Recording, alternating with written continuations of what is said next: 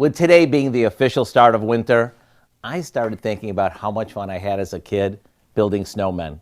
My brother and I would make them so tall that they would tower over us. Now, even though I'm grown up, I still like making snowmen. That's why today we're building an edible snowman that I think should show up at your next get-together. Come on, let me show you how easy. We start by combining some cream cheese with a bit of mayo, some bacon bits, chopped walnuts, scallions, and some chopped parsley. And to give this its wow factor, we added some horseradish and a bit of crushed pepper flakes. Once it's mixed, we divide it into 3 balls, a big one, a medium-sized one, and a small one. These will become the body of the snowman.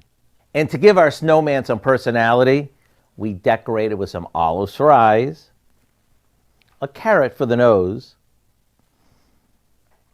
We'll give it a smile with an olive, and some pretzel sticks for the arms. Go ahead, get creative. And after you surround it with some cut-up veggies for dipping, it's time to dig in.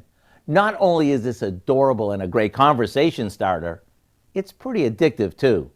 To get the recipe for what we call Frosty the Cheese Ball, simply visit our website. I'm Howard with our little elf Kelly in the Mr. Food Test Kitchen, where today we found a fun holiday way for you to say, ooh, it's so good.